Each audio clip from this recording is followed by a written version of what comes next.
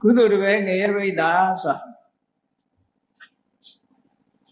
လုပ်တဲ့အလုပ်ကတော့ကုသိုလ်ရေးလုပ်ငန်းကိုလုပ်တယ်သို့တော့အကုသိုလ်အမှုတွေကများလာတဲ့အခါကျတော့ရလိုက်တဲ့ကုသိုလ်ကတပည့်သားလောက်ရပြီးတော့ကျန်တာတွေကငရဲအတွက်ဖြစ်စေတတ်တယ်အကုသိုလ်တွေကပဲများသွားတယ်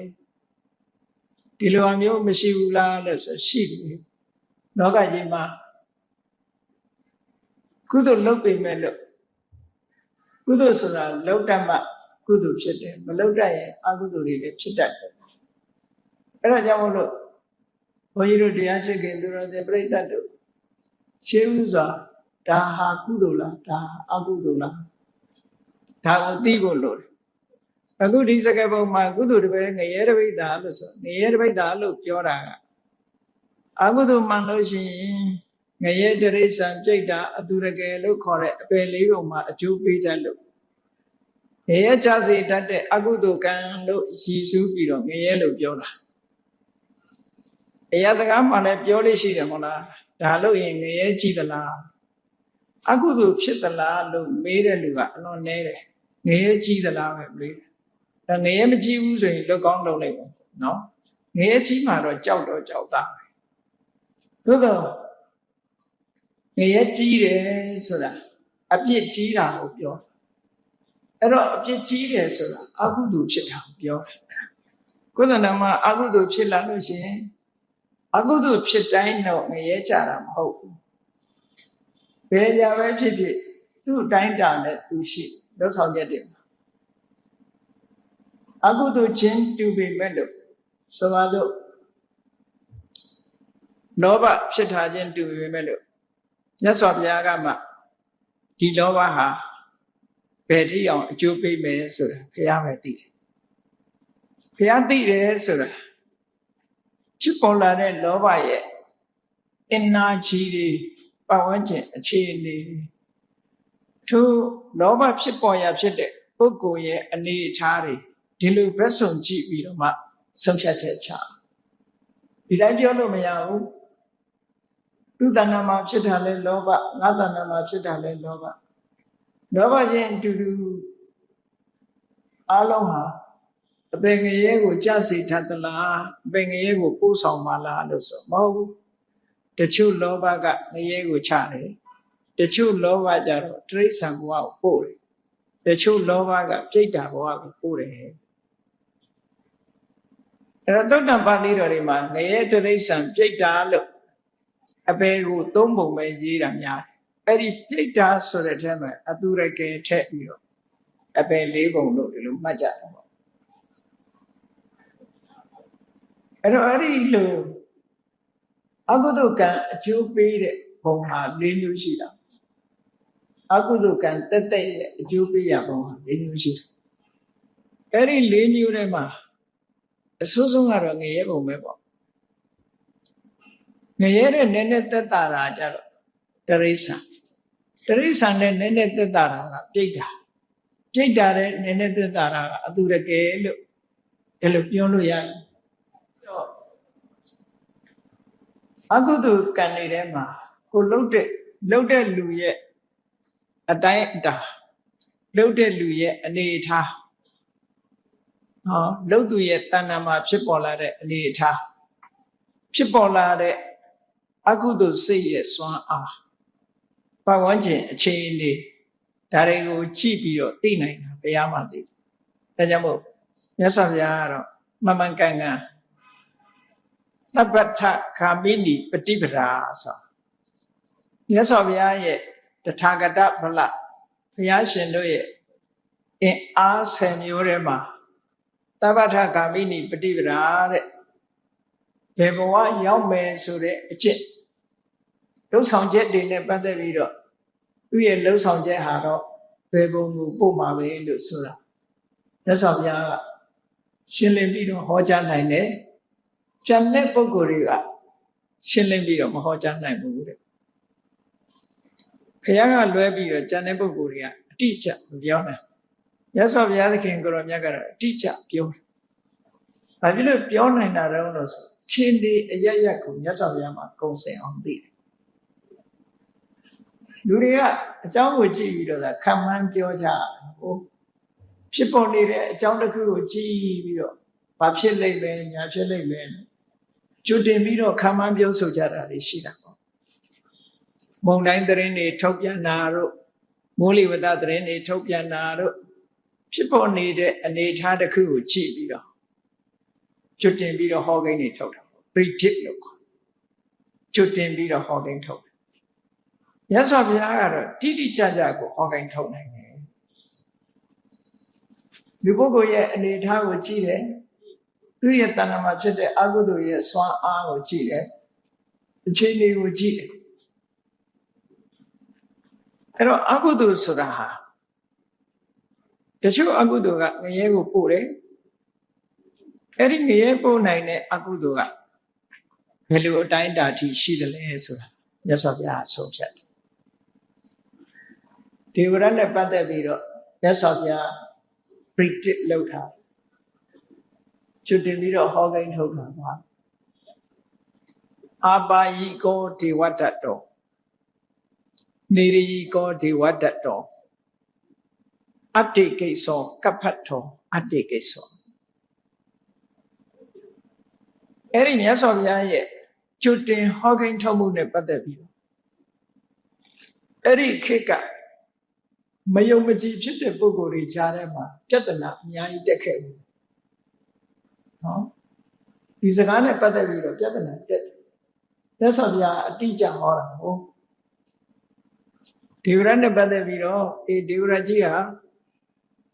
definitely မြတ်စွာဘုရားပြောတယ်အပေဘုံဖြစ်မှာတဲ့ငရဲကြမှာငရဲမှာတကဘာပတ်လုံးခံရလိမ့်မယ်အတ္တိကိစ္ဆောပြင်လို့မရတော့ဘူးကုစားလို့မရတော့ဘူးလို့မြတ်စွာဘုရားဒီစကားကိုမရှိဒေဝရရဲ့လှုပ်ဆောင်ချက်တွေနဲ့ပတ်သက်ပြီးမြတ်စွာဘုရားအဲ့ဒါလိုဟောတာရှိအဲ့လိုဟောတော့ယဟန်တန်ဃာတွေထဲမှာတင်ပဲဘုရားစကားကိုတန်တရားဖြစ်တဲ့ပုဂ္ဂိုလ်တွေပေါ်ခဲ့ဘူးလေနော်ဘုရားရဲ့တပည့်သားထဲမှာကိုပေါ်ဘာဖြစ်လို့ဒေဝရနဲ့ပတ်သက်ပြီးတော့အတိအကျဟောကိန်းထုတ်နိုင်ရတယ်လေလို့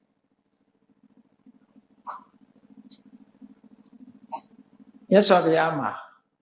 သူများနဲ့မတူတဲ့ဉာဏ်စွမ်းရှိဘုရားခတ်သိမ်းကိုမြင်နိုင်တဲ့ဉာဏ်စွမ်းရှိအဲ့ဒီဉာဏ်စွမ်းနဲ့ဆုံးဖြတ်ချက်ချဒေဝရနဲ့ပတ်သက်ပြီးတော့အဲ့လိုကျွတ်တင်ပြီးဟောကိန်းထုတ်တာနဲ့ပတ်သက်ပြီးမြတ်စွာဘုရားကအရှင်အာနန္ဒာကိုမိန့်ကြားတာရှိတယ်ငါဒေဝရနဲ့ပတ်သက်ပြီးတော့အခုလိုတိတိကျကျဧကံတကယ်ကိုဖြစ်မယ်လို့အတိအကျဧကံဒိဋ္ဌစကားကိုသုံးတာတခြားကြောင့်မဟုတ်ဘူးလို့မြတ်စွာဘုရားရှင်းပြဒေဝဒတ်ရဲ့တဏ္ဍာမှာကုသိုလ်စိတ်လို့ပြောရလောက်အောင်အဲ့ဒီအချိန်မှာကုသိုလ်စိတ်လို့ပြောရလောက်အောင်ဒေဝရရဲ့တဏ္ဍာမှာဖြူစင်တဲ့အပိုင်းလေးဟာခုခေတ်စကားနဲ့ပြောရင်တော့အဖျားကလေးလောက်အဖျားကလေးနဲ့ထောက်ပြလောက်အောင်ကိုမရှိတော့ဘူးလို့ဆိုလိုတာကဒေဝရရဲ့စိတ်ဟာလုံးဝမဲသွားပြီအဖြူစာလုံးဝမကြမ်းသူတဏ္ဍာမှာကုသိုလ်စိတ်တွေကလုံးဝပျက်စီးသွားပြီအကုသိုလ်စိတ်တွေပဲဖြစ်သွားပြီလုံးဝအမဲရောင်တန်းသွားပြီအဖြူဆိုတာတစ်စက်ကလေးမှမရှိတော့ဘူးလို့စာထဲမှာတော့အာဝက္ခကောတုကောတိနိတုဒနာမတ္တိစူပြားလေးအဖျားကလေးနဲ့ထောက်ပြလောက်တဲ့နေရာပမာဏလေးမှတောင်မှပဲဒေဝရရဲ့စိတ်ထဲမှာဖြူစင်တဲ့ကုသိုလ်ဆိုတာကြံတော့ဒါကြောင့်မို့ဒီစကားပြောတာတဲ့အကယ်၍များသူတဏ္ဍာမှာအဲ့ဒါလို့ထောက်ပြနိုင်လောက်အောင်ဖြူဖွေးစင်ကြယ်တဲ့စိတ်ဓာတ်ကလေးကြံအောင်ပဲဆိုရင်ဘုရားဒီစကားငါပြောသေးဘူးဟော condition လို့ပြောနော်ဒီလိုဆိုလို့လားအဲ့တော့လူတယောက်ဟာသေချာဒိဋ္ဌပြီးတော့ပြောလိုက်တဲ့စကားထဲမှာအတ္တိကိစ္ဆောတဲ့ကုစားလို့မရတော့ဘူးလို့ပြောတာပြင်လို့မရတော့ဘူးလို့ပြောနော် incurable ယောဂတစ်ခုဟာဆရာဝန်တွေကကုလို့မရတော့ဘူးလို့ပြောတာခုခေတ်ဆိုလို့ရှိရင်တော့ကင်ဆာယောဂနဲ့ပတ်သက်ပြီးတော့နော်ကင်ဆာဆိုတာ incurable တဲ့ကုလို့မရတဲ့ယောဂလို့ဒီလိုဆိုကြအဲ့ဒါလိုပဲဒေဝရဟာပြင်လို့မရတော့ဘူးနောက်ကျသွားပြီဒီလိုမြတ်စွာဘုရားကအကုသိုလ်တွေနဲ့ပတ်သက်လာပြီးလူတယောက်တဏ္ဍာမှာဖြစ်တဲ့အကုသိုလ်တွေနဲ့ပတ်သက်လာပြီးတိတိကျကျထုတ်ဖို့ဟောကြားတယ်အဲ့တော့ကုသိုလ်ဆိုတာလူရဲ့တဏ္ဍာမှာကုသိုလ်နဲ့အကုသိုလ်ကုသိုလ်ကိုဖြူစင်တဲ့အပိုင်းလို့မှတ်အကုသိုလ်ကိုမဲညစ်တဲ့အပိုင်းလို့မှတ်စိတ်ထဲမှာဖြူစင်တဲ့အပိုင်းဟာအလွန်နည်းပြီးတော့မဲညစ်တဲ့အပိုင်းကအလွန်များတယ်ဒါကြောင့်မလို့ကုသိုလ်လုပ်ပြီးတော့အကုသိုလ်ဖြစ်တဲ့ဟာတွေလည်းရှိတယ်။ဘာဖြစ်လို့ဒီလိုဖြစ်ရတာလဲလို့မေးလို့ရှိရင်အထပပါဏိကမ္မာဏိကရံဘာလောနမုဿတိ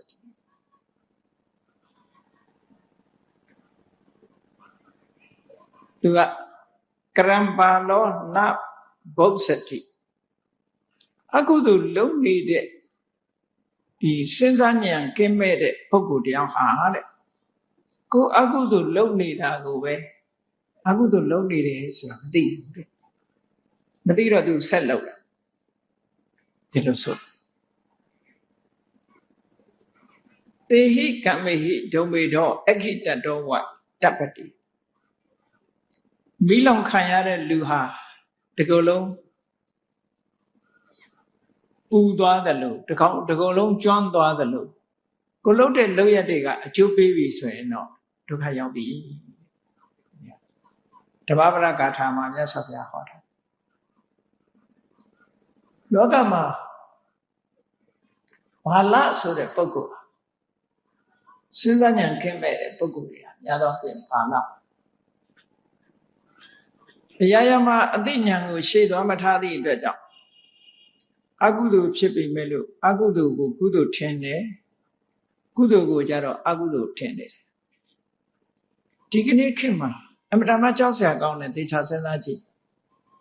အကုသိုလ်လုပ်နေတဲ့ပုဂ္ဂိုလ်တွေဆိုပါစို့ပါဏာတိပါဒအမှုကိုပြုနေတဲ့ပုဂ္ဂိုလ်တွေကုသိုလ်ရတဲ့ထင်လို့လုပ်တာအကုသိုလ်မှသိလို့လုပ်တာမဟုတ်ဘူး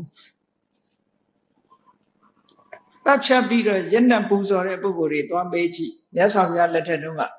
သာသရစ်တွေဆိုတာရှိရစ်တွေပူဇော်တဲ့ထဲမှာ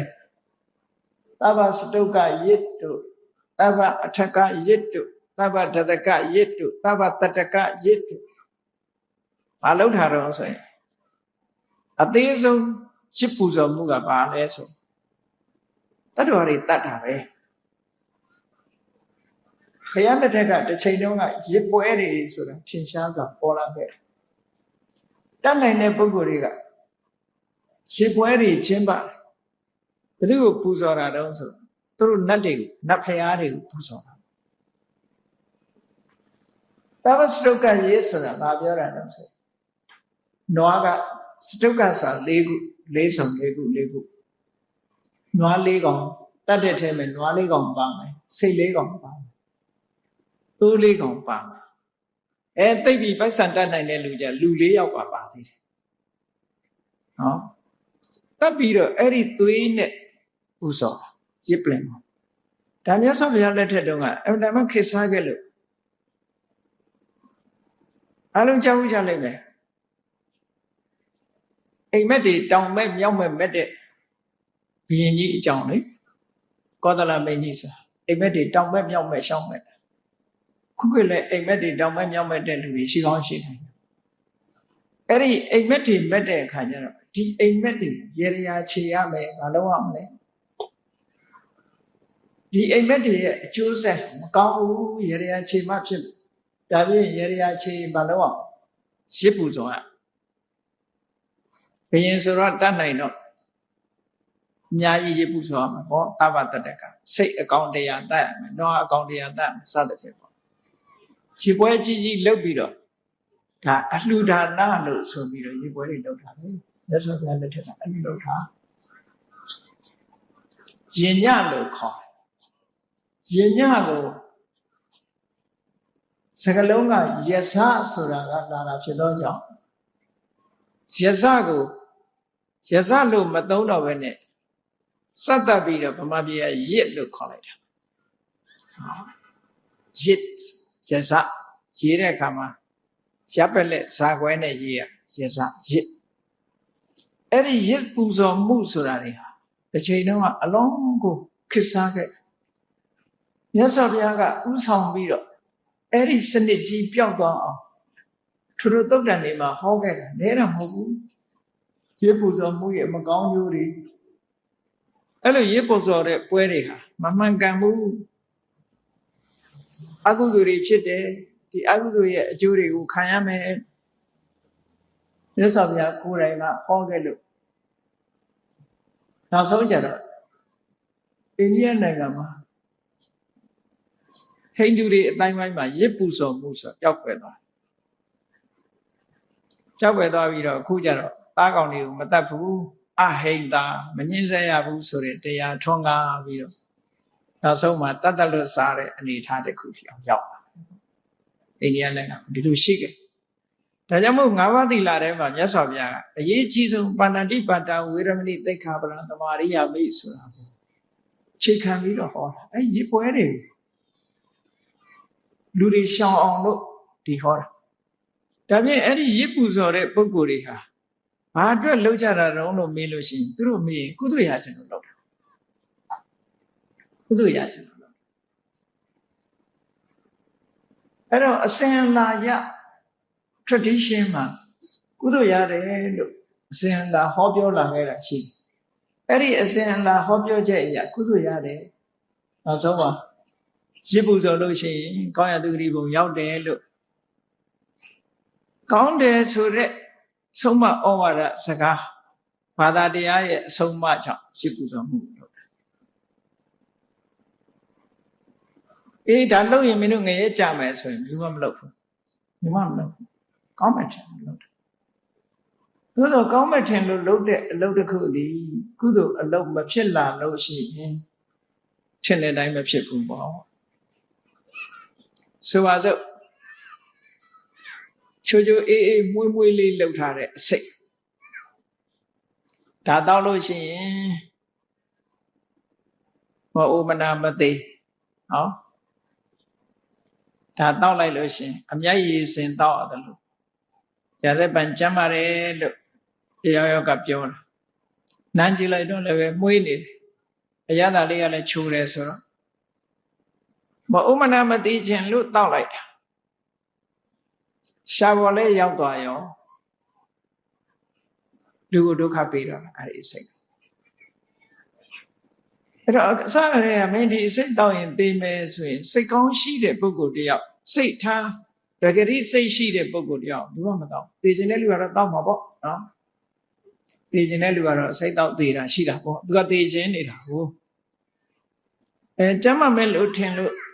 တောက်တဲ့ပုဂ္ဂိုလ်တွေဟာစိတ်မှမသိလို့တောက်အဲ့ဒါလိုပဲကုသိုလ်ရတယ်လို့ဆုံးမဩဝါဒလမ်းညွှန်ချက်ကိုအကြောင်းပြုပြီးတော့ဒါကိုကုသိုလ်ရတဲ့လုပ်ငန်းတစ်ခုအနေနဲ့လုပ်ကြကောင်းတယ်ထင်လို့လုပ်တယ်အဲ့ဒီလုပ်ရရဲ့အကျိုးပေးမှုမြတ်စွာဘုရားဘယ်လိုဟောတော့ပါဏာတိပါတောအာတေဝိတောဘာဝိတောဘဟုလိကတောနိရယတံဝတ္တတိကောမြတ်စွာဘုရားဟောထားပုံလေးကကြည့်ပါဏာတိပါတအမှုဟာအကုသိုလ်ဟာအာတေဝိတစလုပ်ပြီးဘာဝိတတိုးပြီးတော့လုပ်တယ်ဘူလိကတအချိန်ချင်းအထထလုပ်ပြီးလို့ဆိုရင်တဲ့နိရယတံဝတ္တတိကောငရဲဘုံမှာဖြစ်စေနိုင်တယ်တဲ့တိရိစ္ဆာနတံဝတ္တတိကောတရိစ္ဆာန်ဘုံမှာဖြစ်စေနိုင်တယ်တဲ့ပေတတံဝတ္တတိကောပြိတ္တာဘုံမှာဖြစ်စေနိုင်တယ်တဲ့ယောတဗသောလဟုသောအပ္ပယုကတံဝတ္တတိကောအပေါ်ဆုံးအပြစ်ကလေးနဲ့ဆိုရင်အသက်တူတတ်တယ်တဲ့ဟောပါဏာတိပါဒရဲ့အပေါ်ဆုံးအပြစ်ဟာအသက်တူခြင်းပဲအဲ့ဒါဒီလိုဟောတာ ဒါမှန်ကန်တဲ့လမ်းကြောင်းတစ်ခုကိုမြတ်စွာဘုရားကရှင်းပြီးတော့ကျန်တဲ့အကုသိုလ်တွေလည်းဒီလိုပဲပေါ့သို့သောလောကလူတွေဟာဒါကုသိုလ်လားဒါအကုသိုလ်လားဆိုတာဘာလပုဂ္ဂိုလ်တွေမသိဘူးမသိတော့သူတို့ကကောင်းတယ်ထင်လို့ပဲလုပ်တာပဲမကောင်းဘူးထင်ရင်သူကမလုပ်ဘူးဒါကြောင့်မို့မြတ်စွာဘုရားဒီဒေသနာတော်မှာအထပါပါဏိကမ္မာဏိကရံဘာလောနပုစတိစဉ်းစားဉာဏ်ကင်းမဲ့နေတဲ့လူတယောက်ဟာတဲ့ကိုမဟုတ်တာတွေမကောင်းတာတွေအကုသိုလ်တွေလုပ်နေရင်ကငါအကုသိုလ်တွေလုပ်နေတာပါလားလို့မသိဘူးတဲ့အကျိုးပေးပြီဆိုမှအမလေးအလိုလေးနဲ့ဒုက္ခရောက်တာဒီလိုဆိုလို့တာပေါ့ဒါကြောင့်မလို့ဘုန်းကြီးတို့တွေဟာဒါကုသိုလ်လားဒါအကုသိုလ်လားဆိုတော့မမကန်ကန်သိရှိနားလည်ဖို့အမှန်တမ်းအရေးကြီးတယ်လူဘဝရလာလို့ရှိရင်မြတ်စွာဘုရားကဟောထားတယ်ကိုလို့ရင်ကိုခံရတယ်ဟုတ်တယ်လေဒါကဘယ်သူမှရှောင်လွဲလို့မရဘူးလေကိုယ်တဏ္ဍမှာဆိုပါစို့အိတ်ချိုင်ပြီးပိုးတွေ့ပြီဆိုလို့ရှိရင်ကိုယ်ပဲခံရတာသူများခံမှာမဟုတ်ဘူးယောဂဖြစ်ပြီဆိုလို့ရှိရင်သာသမီမှာယောဂဖြစ်ရင်အမေကငါမျှပေးနင်သက်သာအောင်လုပ်လို့ရမှာမရဘူးကိုဖြစ်ကိုခံဆိုတာအတ္တမထင်ရှားတယ်နော်အကျန်တဲ့ပုဂ္ဂိုလ်တွေရောမခံရဘူးလားဆိုတော့စိတ်ဆင်းရဲမှုလေးတော့ခံရတာပေါ့ဆိုပါစို့မိဘုံနာကပ်ရင်နည်းနည်းတော့ပူတာပေါ့နည်းတော့ပူမှာပေါ့ကိုမိသားစုထဲမှာအကုသိုလ်များတဲ့လူတယောက်ရောက်လာရင်တော့အပူလေးတော့ကူးစက်တာပေါ့သို့တော့အပြည့်အဝခံရတာကတော့လုပ်တဲ့လူပဲကျန်တဲ့လူကအပြည့်အဝမခံရဘူးတဲ့အဲ့ဒါကိုပြောတာဘာလားဟာကိုယ်တိုင်မဟုတ်တာလုပ်နေတာကိုမဟုတ်တာလုပ်မှမသိဘူးတဲ့အကျိုးဆက်ပေါ်လာလို့ဆိုရင်တော့မိလောင်ခံရတယ်လို့ဒုက္ခတွေ့ပြီလို့ဒီဒေသနာတော်မှာမြတ်စွာဘုရားဘာကိုအကြောင်းပြုပြီးတော့ဟောခဲ့တာတုံးလို့ဆိုမြတ်စွာဘုရားလက်ထက်မှာလည်းပဲအလွန်ဆိုးတဲ့အခြေအနေတွေလူမိုက်တွေရှိတာလူဆိုတာဘယ်ခေတ်မှာပဲရှိတာပဲပညာရှိတဲ့လူနဲ့ပညာမဲ့တဲ့လူအမြဲတမ်းရှိတာပညာမဲ့တဲ့ပုဂ္ဂိုလ်ရဲ့လောက်ရကတစ်မျိုးပညာရှိတဲ့ပုဂ္ဂိုလ်ရဲ့လောက်ရကတစ်မျိုးပညာမဲ့တဲ့ပုဂ္ဂိုလ်ရဲ့အတွေးကတစ်မျိုးပညာရှိတဲ့ပုဂ္ဂိုလ်ရဲ့အတွေးကတစ်မျိုးဒီနှမျိုးကပေါင်းစပ်လို့ရနိုင်တဲ့အနေအထားမရှိဘူးမြတ်စွာဘုရားလက်ထက်ဘုရားဟာ25နှစ်သတင်းသုံးခဲ့တဲ့နေရာကြီးပေါ့အာဝတိမြို့စေတော်ဝန်ကြောင့်အာဝတိမြို့ကိုအမိပြုပြီးတော့မြတ်စွာဘုရား25နှစ်တောင်နေခဲ့ဘယ်နေရာမှာဒီလောက်အကြာကြီးမနေဘူးမြတ်စွာဘုရားစေတော်မြို့တော်တွေဆောက်လုပ်ထားတဲ့ဒီကျောတော်အကြောင်းတောင်မှဒီလောက်ကြာကြီးနေတာမရှိဘူးပေါ့တာဝတိမှာတော့မြတ်စွာဘုရားအကြာကြီးနေကြာကြီးသတင်းသုံးအဲ့လိုဘုရားအကြာကြီးသတင်းသုံးတဲ့တာဝတိမြို့ကလူတွေဟာအကုန်လုံးပညာရှိတွေကြီးပဲဖြစ်သွားသလားလူယဉ်ကျေးတွေကြီးပဲဖြစ်သွားသလားလို့ဆိုမဖြစ်ဘူးလူစိုးလူမိုက်တွေအများကြီးပဲအများကြီးရှိတာပဲအဲ့တော့ပါဠနက္ခတဆိုတဲ့သူတို့မှာလအလိုက်နက္ခပွဲတွေရှိတယ်ပေါ့နက္ခပွဲတွေရှိတယ်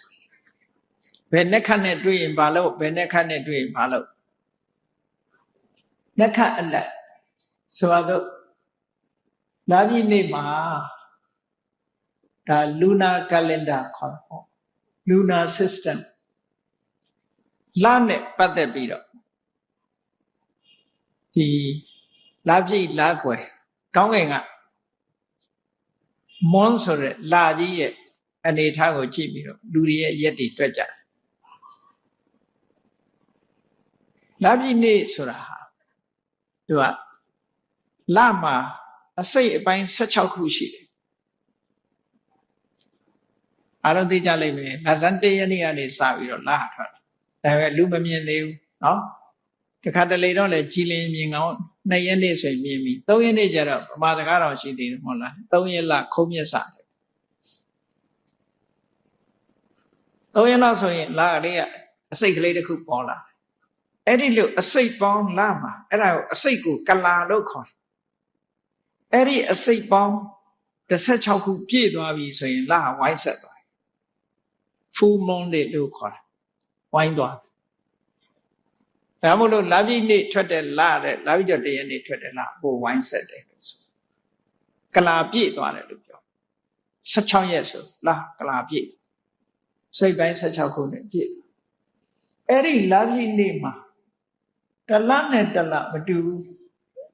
ကဆုံလလို့ဆိုလို့ရှိရင်စိတ်တရနက္ခတ်နဲ့လနဲ့ဟာရှင်ပြီးတော့ထွက်လာလပြည့်နေ့ဟာစိတ်တရနက္ခတ်နဲ့ရှင်ပြီးတော့ထွက်တကူလဆိုလို့ရှိရင်စိတ်တရနက္ခတ်နဲ့ရှင်ပြီးတော့ထွက်လာဗမာကြက်ကရင်ကိုကြည့်တကူလကစ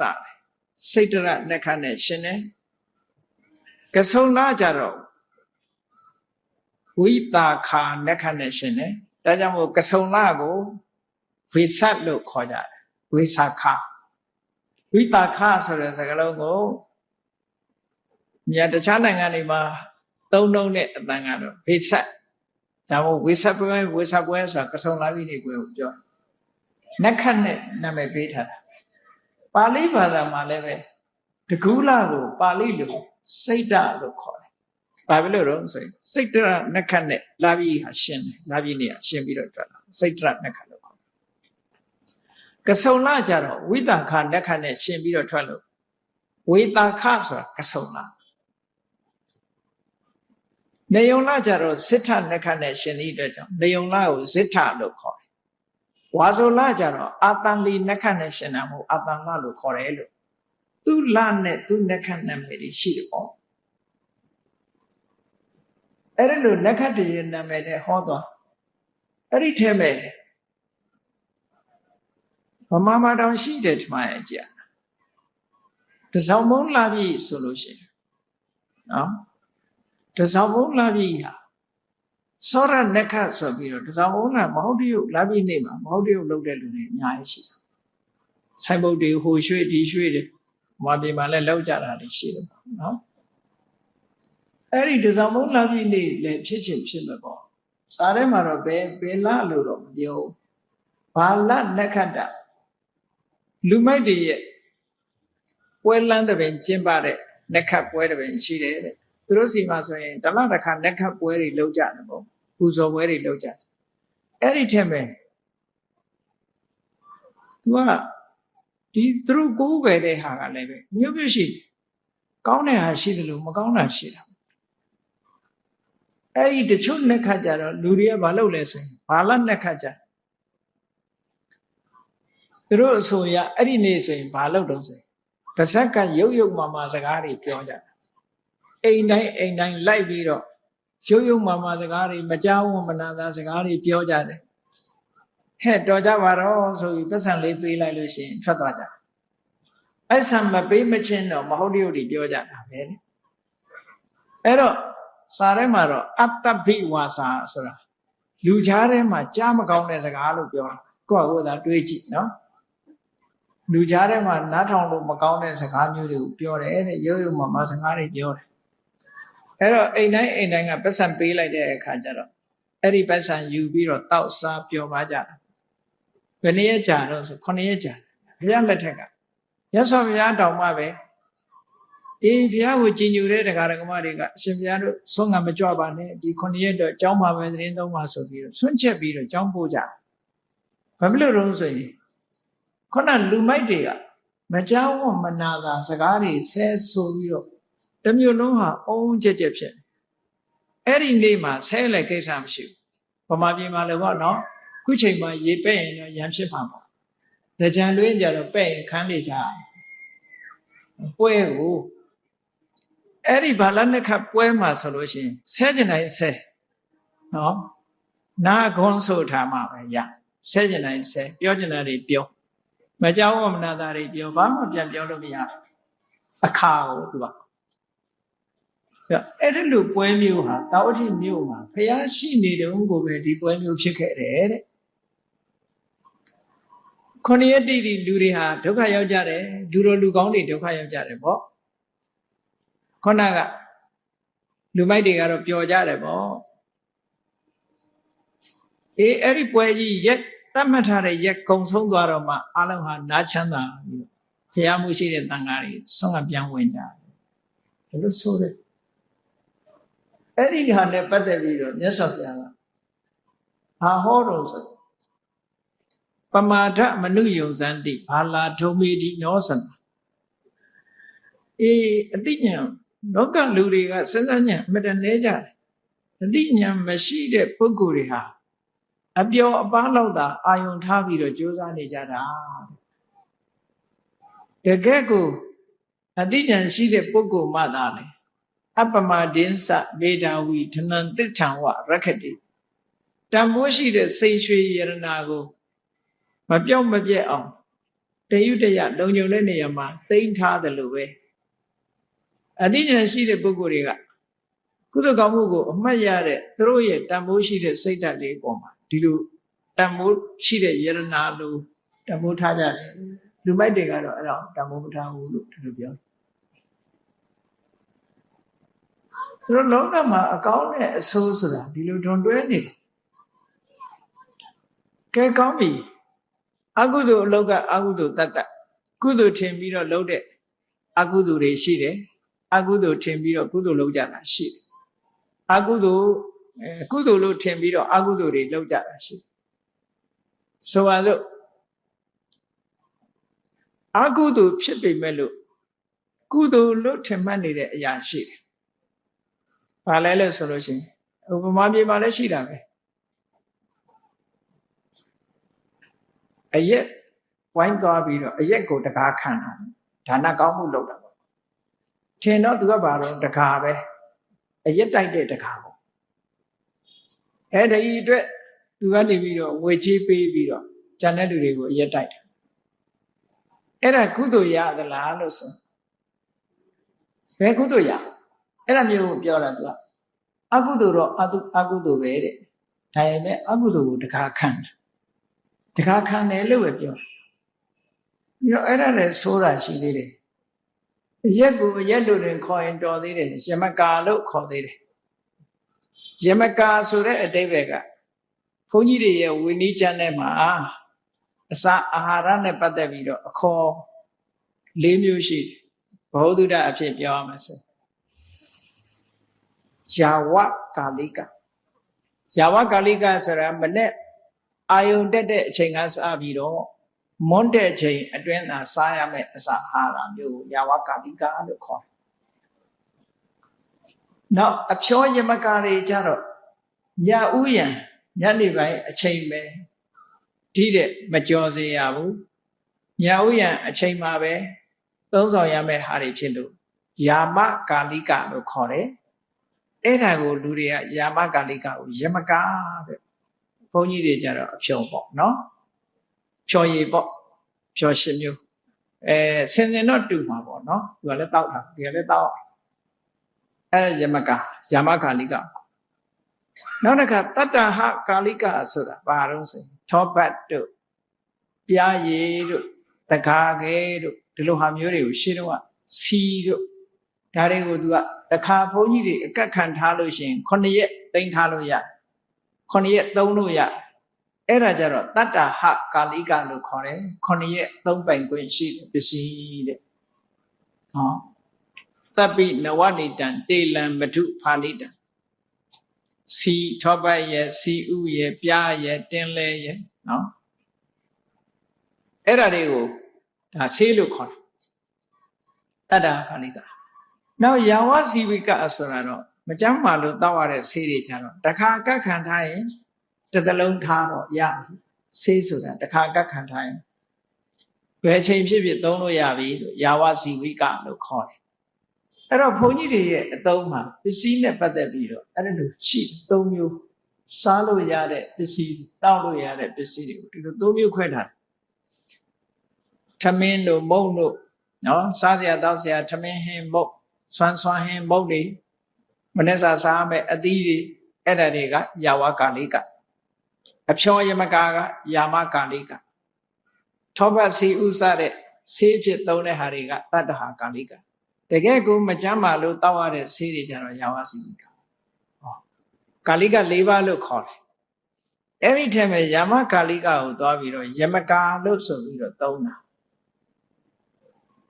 နော်ဘုန်းကြီးတွေပြောရင်တို့ဟာမျိုးသုံးအဲ့ဒီယမကာကိုတခါခံလို့ရှိရင်ကုသိုလ်ရသလားလို့ဆိုပါတော့ကိုလှုပ်တဲ့အလုပ်ဟာဟိုတစ်ဖက်သားကိုကောင်းကျိုးချမ်းသာပေးစေတာလားသို့မဟုတ်မကောင်းကျိုးကိုဖြစ်ပေါ်စေတာလားလို့ဒီမေခွန်းမေးကြည့်ပါငါးပါးသီလကိုကျိုးပြည့်စေတာလားငါးပါးသီလကိုလုံစေတာလားလို့မေးလို့ရှိရင်ငါးပါးသီလကိုကျိုးပြည့်စေတာပဲအဲ့တော့အကောင်းကိုဖြစ်စေတာလားအဆိုးကိုဖြစ်စေတာလားဆိုအဆိုးကိုဖြစ်စေဒါကြောင့်မလို့အဲ့ဒါမျိုးဟာလူတွေမှာကုသိုလ်လို့ထင်ရပေမဲ့လို့အကုသိုလ်တွေဖြစ်တယ်ပေါ့အဲ့ဒီဌာနမျိုးကအကုသိုလ်ဌာနလို့ဒီလိုဝိနည်း၅ချက်နဲ့မှပရိဝါဒဆိုတဲ့ကျမ်းထဲမှာဒါအတိအကျဆိုထားတာရှိတယ်ပေါ့အဲ့ဒါမျိုးနဲ့အလှတန်းလုပ်လို့ရှိရင်ဟောကုသိုလ်မရဘူးသို့တော့အဲ့ဒီခေတ်ကဒါတွေကိုကုသိုလ်ရတယ်လို့ယူဆတဲ့အယူဆသမားတွေလည်းရှိတယ်ပေါ့ကုသိုလ်လို့ထင်ရပြီးအကုသိုလ်မဖြစ်တာကျန်တာတွေလည်းရှိသေးတယ်ငါကိုအကုန်မပြောတော့ပါဘူးနော်အမျိုးသမီးနဲ့အခန္ဓာတို့ပါလို့ဒါတွေပေါ့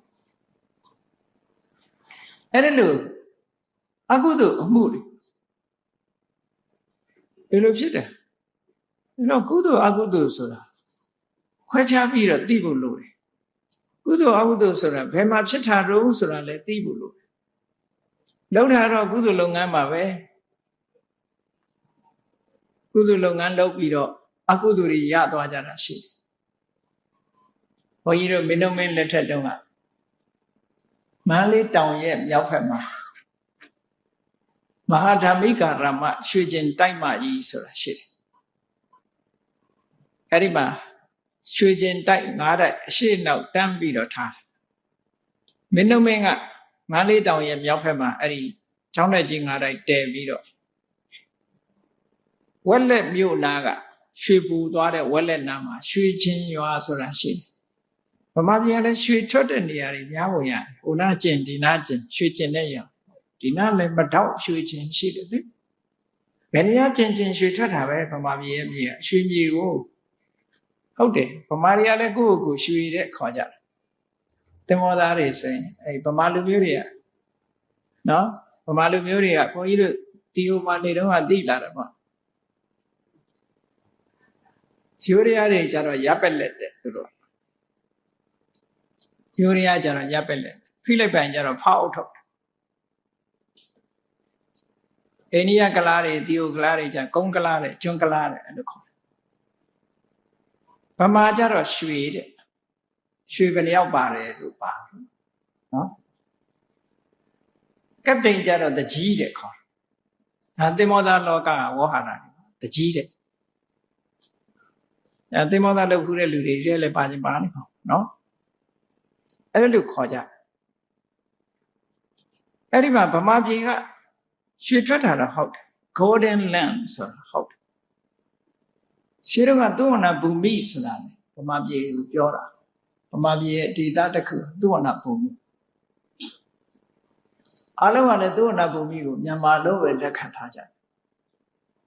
ရွှေထွက်တဲ့နိုင်ငံမြေကြီးကရွှေသီးတဲ့နိုင်ငံပေါ့အဲ့ဒါလို့ဘုန်းကြီးတို့တွေရဲ့ဒီနိုင်ငံမှာအခုလို့အခြေအနေတွေကောင်းနေတယ်အခြေအနေတွေကောင်းတယ်အဲ့ဒါလို့အခြေအနေကောင်းတဲ့ထဲမှာမြန်မာလူမျိုးတွေဟာဒီခုနပြောတဲ့ရွှေကျင်တဲ့နေရာတွေပေါ်လို့ရတိုင်းနော်ဘုရားဝဲတွေလည်းကျင်းပါမင်းတို့မင်းလက်ထက်ကအဲ့ဒီရွှေကျင်ရွာကဗဒမအနေထိုင်ကောင်းတဲ့ဆရာတော်ကြီးတွေပါဆရာတော်ဥဇာကရအဲ့ဒီဆရာတော်ကြီးကိုမင်းတို့မင်းကပင့်ပြီးတော့မန္တလေးတောင်မြောက်ဘက်မှာထားကျောင်းအပ်ခုအလုံးကြောက်မှာပေါ့ဒီနေ့ရွှေကျင်ကိုင်းဆိုတာအဲ့ဒီ ဆရာမင်းတို့မင်းကနေပြီးတော့ရွှေကျင်နိကာယရွှေကျင်ကိုင်းဆိုပြီးတော့ခဏဝိမုတ်လုပ်ပြီးတော့ပေးထားတန်ခါပရိသတ်တွေအလွန်များတယ်ဆရာတော်ကြီးကကြက်ကြက်မတ်မတ်ဆုံးမတော့လူတွေထဲမှာကြီးညိုဝေရကောင်းတော့နန်းတော်ကဆွမ်းကြီးလောင်းပြီဆိုလို့ရှိရင်ဘုရင်နန်းတော်ကဆွမ်းကြီးလောင်းတယ်ဆိုရင်ရွှေကျင်ကတန်ခါတွေအများကြီးပဲနော်ဆွမ်းကြီးလောင်းတယ်ဆိုတာရှင်းတော့ကဘုရင်ကလည်းဆွမ်းကြီးလောင်းတယ်အလုံးကြားဖို့ကြလိုက်မယ်ဆွမ်းကြီးလောင်းတာနဲ့ပတ်သက်ပြီးပြောရမယ်ဆိုလို့ဆရာတော်ကြီးအမိတ်ရှိဘူးဘုန်းကြီးတို့ရဲ့ဥပ္ပဇ္ဇေဆရာကြီးအမိတ်ရှိနန်းတော်မှာဆွမ်းလောင်းတယ်တဲ့မန္တလေးကတန်ခါတွေကိုပြင်အခုဒီကလူတွေပိုသိမှာပေါ့ဝါတွင်းဝါဘဆွမ်းလောင်းနေတယ်ဆိုဝိမု ക്തി ဆွမ်းလောင်းတယ်ဆွမ်းလောင်းတဲ့အခါတချို့ကိုရင်လေးတွေကလေးတွေဆိုရှိမြင်မြင်ရောက်ချင်တာတိုးတာတွေပါရှိမှာပေါ့နော်ခုမှတိုးတာမဟုတ်ဘူးတဲ့မင်းတို့မင်းကြီးလက်ထက်တုန်းကလည်းတိုးတယ်ဘုံလောင်းဆိုရင်တိုးတယ်လို့ပြောနော်ဘုံလောင်းတိုးတာမင်းတို့မင်းလက်ထက်တုန်းကအဲ့လိုတိုးလို့ဘယ်လိုလုပ်ထားတယ်ဆိုအမတန်မှရင်ကျေးတဲ့ဆင်ကြီးနှစ်ကောင်ခိုင်းတဲ့အတိုင်းလှုပ်တဲ့ဆင်ကြီးနှစ်ကောင်စိတ်ချတဲ့ဆင်ကြီးနှစ်ကောင်အစွဲချင်းရှက်ပြီးတော့ထားတပါးချင်းအဲ့ဒီဆင်စွဲကြားကဝင်ရဆင်ကတလန်းနောက်ဆုတ်ပေးလိုက်ရင်အဲ့ဒီကိုတော့ဝင်မတိုးအောင်လို့နော်ဆင်နှစ်ကောင်ကြားကနေပြီးတော့အဲ့ဒီမှာဘုံလောင်းတိုးမှဆိုလို့အဲ့လိုလုပ်တယ်လေဒါရှစ်မိလိုက်တဲ့ပုံကိုယ်ကြီးပြောတာတကယ်အဖြစ်ပြက်လို့ပြောတာဆင်ကနောက်ဆုတ်ပေးလိုက်တပါးကြွလိုက်ဆင်ကနောက်ဆုတ်ပေးလိုက်တပါးကြွလိုက်နဲ့နောက်ဆုံးကြတော့နောက်ကကိုတော်တွေကဘာလုပ်တုံးဆိုတော့တပိတ်ဖုံးတဲ့တပိတ်ကိုတီးတာလေဆင်ကြီးတွေကလန့်ပြီးတော့ထွက်ပြေးသွားမင်းတို့မင်းကြီးကသဘောကျလို့ရီးတဲ့အဲ့ဒီပါနော်အဲ့ဒါလိုပြောတာကြားဦးတယ်ငယ်တော့ဘုရင်ကြီးကလည်းပဲမကြမကြဆွမ်းကြီးလောင်းတယ်အဲ့ဒီမှာခုနပြောတဲ့ရွှေကျင်ဆရာတော်ကြီးကနေပြီးတော့စာရန်လေးတစ်စောင်ထုတ်ခဲ့ဦးတယ်သူစာရန်လေးရဲ့နာမည်ကကုသိုလ်တပည့်ငရဲတပိတ်သာစာရန်ဘာနဲ့ပတ်သက်ပြီးတော့ရေးတာတော့ဆိုလို့ရှိရင်ထိုခေတ်ကဖျားပွဲတွေနဲ့ပတ်သက်ပြီးတော့ရေးထားတဲ့စာရန်ဆရာတော်ကြီးရေးတဲ့ကြပြလေးတစ်ပုဒ်ကဘာတော့ဆိုတနှစ်တစ်ခါငရဲရှာလူရွာဖျားပွဲဖျားပွဲဆိုပြီးတော့ကျင်းပကြတယ်ပွဲလန်းသဘင်တွေနဲ့နော်ဖျားပွဲလို့သာကျင်းပလိုက်တာ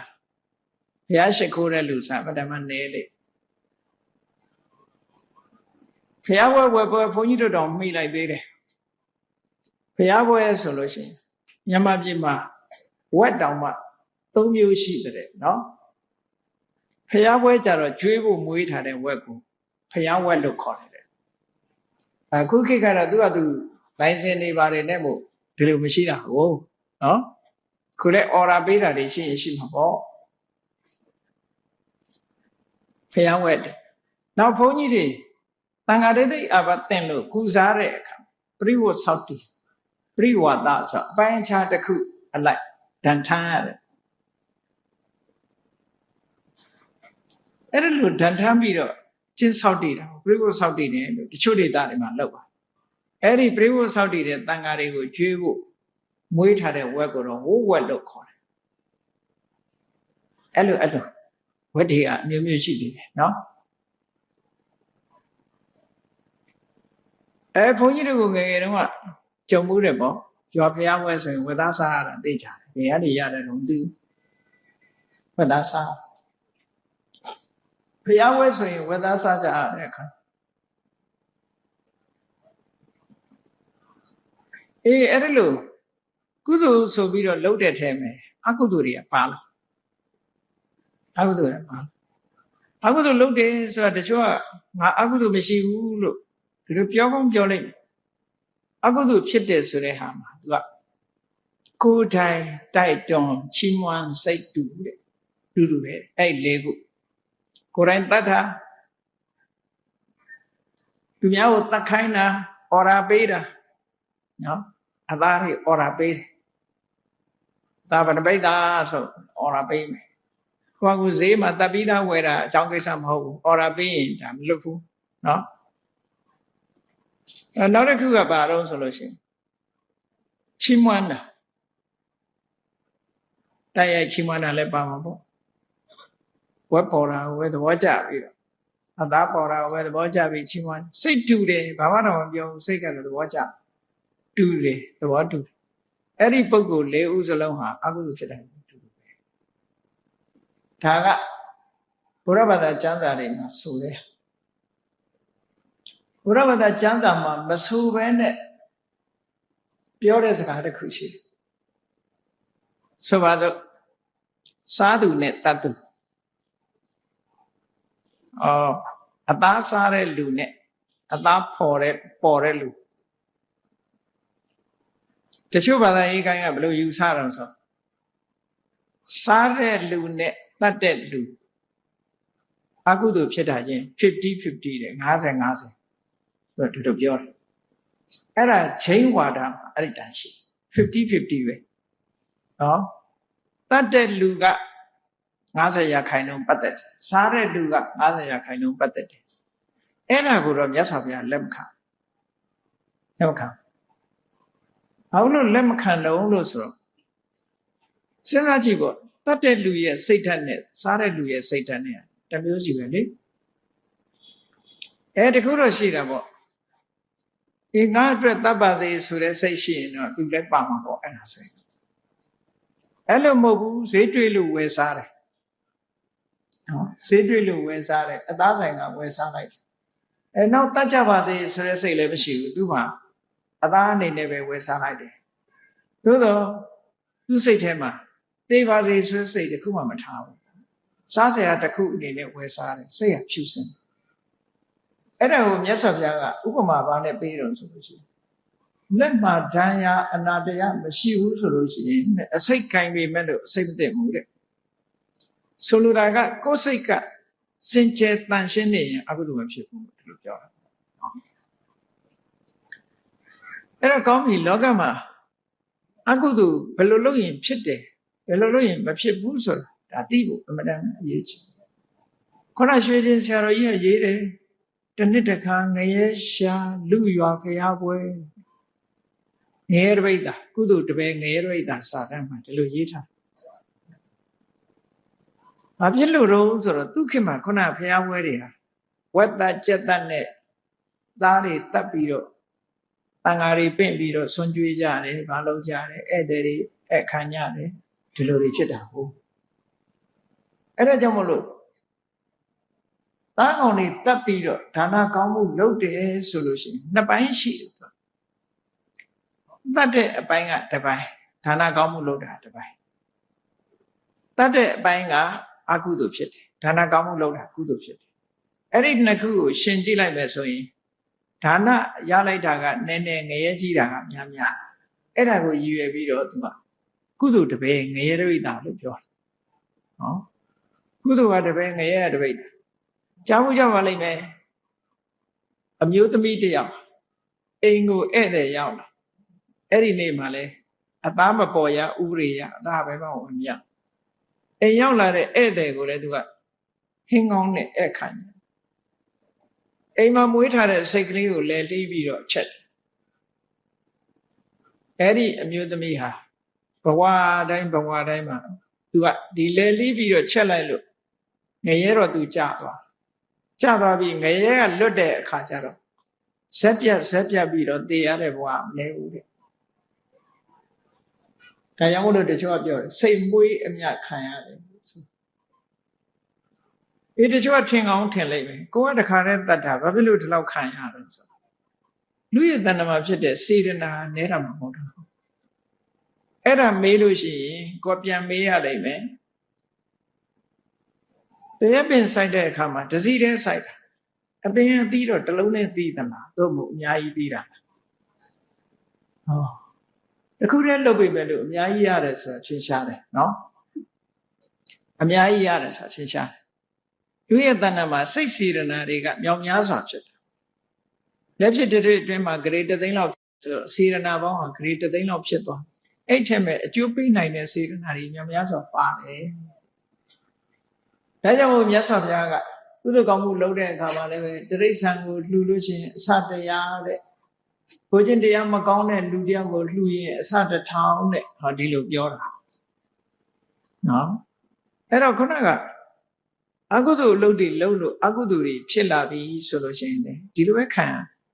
ကဲအဲ့ဒီအမျိုးသမီးကဧည့်သည်ကိုကျွေးမွေးအခက်ခံနေတာဒါကုသိုလ်ပဲကျွေးချင်မွေးချင်တယ်မှန်တယ်ဒါကုသိုလ်သို့သောစိတ်ကလေးကိုတတ်လိုက်တာတော့အကုသိုလ်ပေါ့အဲ့ဒီအကုသိုလ်ကိုခံရတယ်ကုသိုလ်ရဲ့အကျိုးခံရတာဘယ်တော့မထင်ရှားပဲနဲ့လူဘဝရလာတိုင်းသို့မဟုတ်ဘဝတစ်ခုရတိုင်းဇက်ပြတ်ပြီးတော့သိရတယ်တဲ့အဲ့ဒီအကုသိုလ်ဟောခံလဲရတာအများကြီးခံအဲ့ဒါမျိုးကိုရည်ရွယ်ပြောတာကုသိုလ်တပည့်ငရဲကတပိဋ္ဌာဒီလိုခံရရင်ဘယ်ဟိုရင်းဖြစ်မယ်တော်တော်လေးကြောက်စရာကောင်းတဲ့ဟာတစ်ခုပေါ့မြတ်စွာဘုရားဒီဂေါရမဗုဒ္ဓလက်ထက်မှာထင်ရှားတဲ့တထေးဖြစ်ထင်ရှားတဲ့ဓမ္မဒိဏရဲ့အမျိုးသားဝိတာခဆိုရှိတထေးဝိတာခဓမ္မဒိဏဘေကုဏီနောက်ကျတော့ဓမ္မဒိဏရဲ့အမျိုးသားဝိတာခတထေးရာဇဂုပြည်မှာနေတာအဲ့ရာဇဂုပြည်မှာအုပ်ချုပ်တဲ့ဗေမိတာရမင်းနဲ့ဝိတာခတို့ကဒီဘဝမှာလည်းအလွန်ရင်းနှီးတယ်ဟုတ်လွန်ခဲ့တဲ့62ကဘာတုန်းကလည်းသူတို့အတော်ရင်းနှီးခဲ့တဲ့လူတွေပဲဒီဘဝမှာလာပြီးဆုံညပြန်62ကဘာတက်ကတိတ်တာတဲ့ဖုဒ္ဒတဲ့ဘုရားနှစ်စုပွင့်ခဲ့ဘူးလေအဲ့ဖုဒ္ဒဘုရားလက်ထက်မှာဘုရင်ကြီးရဲ့သားတော်3ပါးကုသိုလ်ကောင်းမှုလုပ်ချင်တာဘုရင်ကြီးဆရာခွင့်တောင်းပြီးတော့ဝါရင်3လပတ်လုံးသူတို့ကသူတော်စင်အဝတ်ကိုဝတ်ပြီးသူတို့တပည့်ပိယတတ်နဲ့သူတော်စင်အဝတ်ကိုဝတ်ပြီးတော့ဆေဝါသီလာဆောင်ရခုနဗေမိတာရမင်းရဲ့အလောင်းနဲ့ဝိတာခရဲ့အလောင်းလွန်ခဲ့တဲ့62ခုမှာတည်းကအဲ့ဒီထက်ပဲဝိတာခအလောင်းကဘာလို့ဆိုရင်အဲ့ဒီမင်းသား3ယောက်ရဲ့ဗန္တာရေးမှုပေါ့ဗန္တာကိုသူကခံရဗေမိတာရကတော့အဲ့ဒီတော့ကအဲ့ဒီမင်းသား3ယောက်ရဲ့သူကစရေးစီမံခန့်ခွဲရတဲ့ခုခေတ်လို့ဆိုရင်မန်နေဂျာပေါ့မန်နေဂျာသူတို့နှစ်ယောက်ကိုတောင်းပေးထားတယ်အလှဲ့ကြစီတို့ညီကို3ယောက်ပိုင်တဲ့ဘူရောင်တွေကနေထုတ်ပြီးတော့နေ့စဉ်နဲ့မျှတန်ဃာတွေကိုဆွန့်ကပ်ဖို့ဆိုပြီးသူတို့နှစ်ယောက်ဥဆောင်ပြီးတော့ဆွန့်ကပ်ကြအဲ့ဒီမှာဝေယဝိဆသမားတွေအများကြီးပဲခိုင်းထားတယ်ဝေယဝိဆသမားတွေသူတို့ကပေးထားတာဒါတန်ဃာတွေကိုဆွန့်ကပ်ဖို့လို့တန်ဃာဝတ်ဆိုပြီးတော့ခွင့်ပြုထားတဲ့ပတ်စံတွေနောက်ပိုင်းဘာတွေဖြစ်လာတော့လို့ဆိုတဲ့အခါတန်ဃာတွေဆွန့်ကပ်လို့ရှိရင်လေသိပြီမကြံမှုတဲ့လက်ကြံသိမရှိဘူးတိုင်းပြီးတော့လှုပ်တာဆိုတော့ဘုန်းကြီးတွေကပ်ပြီးရင်ပြောင်းတာပဲဝေယဝိဆသမားကသူတို့ပတ်စံပေးထားတာဆိုတော့သူတို့ကျွေးတာမွေးတာသိလောက်ပုံမပေါ်ဘူးเนาะကြံရင်တော့စားအောင်ပေါ့နောက်ကြတော့ဘာလှုပ်လာတော့လို့ဆိုတော့ဝေယဝိဆကလည်း3လကြီးဆိုတော့ရက်ရှည်ကြီးလောက်ရတဲ့အခါကျတော့ဒီကလည်းအမေလည်းပါတယ်အဖေလည်းပါတယ်ထမင်းချက်တာဝန်ကြအမေကတတိအသီးနှံတွေလှီးဖို့ချုပ်ဖို့ပြီးဖို့ကြောင့်အဖေကထမင်းချက်ဖို့ပေါ့အဲ့ဒါလိုဝေယဝိဆလာတဲ့အခါအိမ်ကကလေးတွေကပါလာစောနေပါလေချဲလို့တန်ဃာတွေကမကြွလာသေးဘူးကလေးလေးတွေကမေမေစားတယ်ဖေစားတယ်နဲ့လှုပ်လာတဲ့အခါကျတော့အဲ့တန်ဃာတွေမကြွသေးခင်တန်ဃာတွေအတွက်လို့လှူတဲ့လူကလှူထားတာပရမကလေးတွေအငိုတိတ်အောင်လို့ဆိုပြီးပေးတာကျွေးလိုက်တာစပြီးနောက်ကြတော့သူတို့ကပါစားတော့တာပဲ တန်ဃာတွေမလာခင်သူတို့ကချက်လို့ပြုတ်လို့စားတယ်ဆိုပြီးတော့အရင်စားလိုက်ကြတော့နော်အခြေအနေကအဲ့လိုပြောင်းလဲသွားတယ်လှုပ်တာတော့တန်ဃာဝေယဝိဆကုသိုလ်လုပ်ကြတာပဲသို့တော့တန်ဃာတွေမကတ်သေးခင်ဒီလိုစားကြတောက်ကြတန်ဃာဝတ်ထဲကတန်ဃာဝရည်စုထားတဲ့ဆွမ်းခဲဝယ်ဘောဇဉ်တွေကိုစားကြတောက်ကြဖြစ်လာတဲ့အခါကျသေလဲသေရောအဲ့ဒီလူတွေက16000လောက်ရှိအကုန်လုံးကြိတ်တာဖြစ်ကုန်ကြိတ်တာဘောဆိုတာစားရမဲ့မဲ့တောက်ရမဲ့မဲ့ဒဏ်ခတ်ခံရတယ်ပေါ့ကံကြမ္မာရဲ့ဒဏ်ခတ်မှုကြိတ်တာဖြစ်အဲ့ဒါ62ကဘာတက်ကနေကြိတ်တာဖြစ်ပြီးတော့ကြိတ်တာဘဝကကျွတ်တဲ့အခါလူဖြစ်လိုက်ဘာဖြစ်လိုက်ပေါ့လေကာအားလျော်တာသွားပြီဟောဒီဗာဒကဘာရောက်တဲ့အခါကျတော့ကကုတန္တမြတ်စွာဘုရားလက်ထက်မှာကြိတ်တာဘဝပြန်ရောက်ကြအဲ့ဒီလူတွေကြိတ်တာပြန်ဖြစ်တဲ့အခါကျတော့ကကုတန္တမြတ်စွာဘုရားစီသွားပြီးချင်းကပ်ကြတယ်သူတို့ရုပ်အစင်းတွေကအမတမကြောင့်ဘွက်ဖွဲ့ရကောင်းတယ်ခုခေတ်ဆိုရင်တော့ ghost ပေါ့တစ်စေးဘုရားစီချင်းကပ်ပြီးတော့တပည့်တော်တို့မစားရကြပြီဗျာတဲ့ဘယ်တော့မှကျွတ်မလို့လို့ဆိုတပည့်တော်တို့စားဖို့များကြုံမလားလို့ဆိုဘုရားကပရိတိလုပ်တယ်မင်းတို့ငါဘုရားလက်ထက်မှာတော့ရအောင်မဟုတ်သေးဘူးစိတ်ပြက်လက်ပြက်နဲ့ပြိတ္တာတွေဒီလိုပဲငတ်ငတ်ပြက်ပြက်နဲ့နေကြနောက်တစ်ခါလူရဲ့အသက်4000တန်းမှာကကုတန္တမြတ်စွာဘုရားပွင့်တာနောက်အဲ့လိုဆုတ်ကတက်ကပြီးတဲ့အခါနောက်တစ်ကြောမှာ3000တန်းမှာကောဏခမနာမြတ်စွာဘုရားပွင့်လာသူတို့ကမသေးသေးဘူးအသက်ရှင်နော်ဘုရားစီသွားပြီးရှောက်ကြပြန်ဘုရားကလည်းအားလက်ထက်မှာမင်းတို့မရနိုင်သေးဘူးညဝေပဲလို့မရှိဘူးကျွတ်ဖို့မရှိသေးဘူးဟောတော့ကတ္တဝမြတ်စွာဘုရားအသက်2000တန်းမှာဆုတ်ကတက်ကပြီးလို့အသက်2000တန်းရောက်တော့ကတ္တဝဘုရားပွင့်ကတ္တဝဘုရားစီချင်းကပ်ပြီးတော့မေးတဲ့အခါကျတော့ကတ္တဝဘုရားမင်းတို့ငါလက်ထက်တော့စားရအောင်မဟုတ်ဘူးငါရဲ့နောက်မှာဂေါရမဘုရားဆိုပွင့်လေအဲ့ဘုရားလက်ထက်ကျရင်မင်းတို့ရဲ့ဆွေတော်မျိုးတော်မင်းတို့ရဲ့မန်နေဂျာကြီးနော်ဘာနာဆိုကြီးသူတို့ကုသိုလ်ကောင်းမှုလုပ်ပြီးတော့မင်းတို့အမျှဝေလို့ရှိရင်နော်မင်းတို့ကြွချိန်တတ်မှာပြီလို့အဲ့လိုပြောတာသိဝန္တာတာတဲ့ကတ္တဝဘုရားလက်ထက်မှာအဲ့ဒီအဖြေလေးရနေလိုက်ရောအကြာကြီးဂေါရမမြတ်စွာဘုရားပွင့်လာဘုရားရာဇဂုပြေကြွတော့ဗေမိတာရမင်းကြီးကဝေလူကိုဥယျာဉ်လှူတယ်ရေစက်ချတယ်သူတို့မသိလိုက်ဘူးအမျှမရလိုက်ကြဘူးဗေမိတာရကသူတို့ရဲ့မန်နေဂျာကြီးပေါ့ဟိုဘွားတော့နောက်ဝိသခလည်းကုသိုလ်ကောင်းမှုတွေလုပ်တယ်သူတို့အမျှမရလိုက်မရလိုက်တဲ့အခါကျတော့မှသူတို့ဟာတနည်းနည်းနဲ့သိအောင်ပြတယ်ရသော်ဘုရားကဗေမိတာရမင်းကိုပြောတယ်မင်းရဲ့ဆွေတော်မျိုးတော်တွေခုလိုပြိတ္တဘဝရောက်နေကြပြီတန်ဃာတွေရဲ့စာအုပ်စာပြစားလို့ဒီလိုဖြစ်တယ်အဲ့တော့ဒီတစ်ခါကုသိုလ်ကောင်းမှုလုပ်ပြီးမျှဝေပေးပါလို့